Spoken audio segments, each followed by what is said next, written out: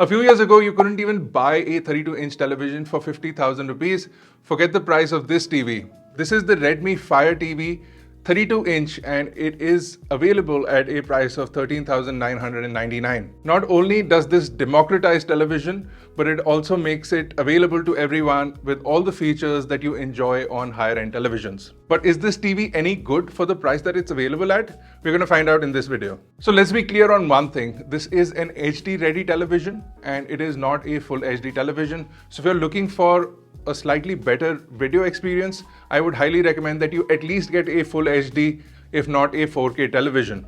Of course, for 4K, you'll have to bump up the screen size to at least a 40-inch television, and there are lots of them available in the market, and we'll have some examples in the description below, some of our favorites, so you can go check those out, and they are really affordable and offer really good value for money. The Redmi Fire TV 32, as the name suggests, is a Fire TV based television. So you're not getting your Android user experience as you would expect. You're getting a completely different UI, almost identical to a Fire TV stick that you can buy from Amazon, but everything is built into the television. This is also the cheapest television to offer Apple AirPlay and HomeKit capabilities. That means that you can add this TV into your Home app on your iPhone or any other Apple device that you may have, and then control the television from there, which for the price that this television is available at is also really interesting. As a Fire TV, you of course get access to all the Fire TV apps. So you have all your streaming applications available on this, and the UI is really simple and intuitive. This television also has Amazon Alexa built in, and you do have an Alexa button on the remote and a built-in microphone for the Bluetooth remote.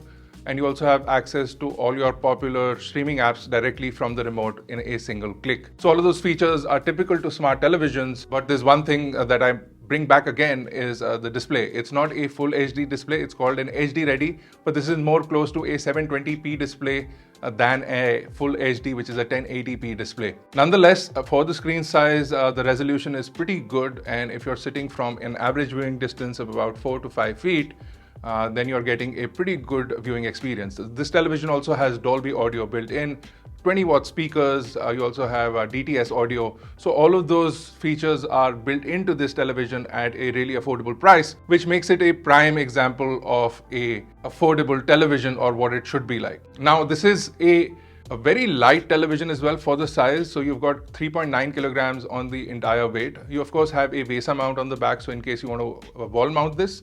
A lot of people will be considering buying this for a monitor.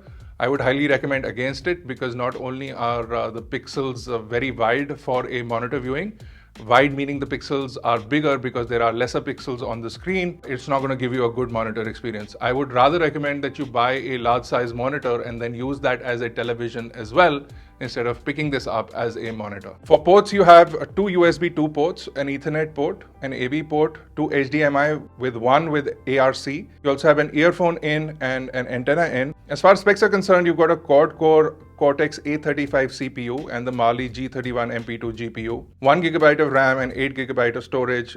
This will be used for apps, and you can keep basic content on there, and then you can use the USB port to add a external drive that you can play content off of. For video decoding, it will play AV1 files, and you have the capability of playing both H.265 and H.264 content, and it also plays MPEG 1, 2 and 4. So all of those file types can be easily played back on this television without any issues. Coming back to the point, is the Fire TV Redmi 32-inch worth your money for 13,999? Well, if you're looking for an affordable television that basically fills out all the boxes, it's got pretty good sound, it's got pretty impressive colors for again the price tag, and you've also got a fairly good resolution for the size. It's not full HD, so that is really the only negative I have.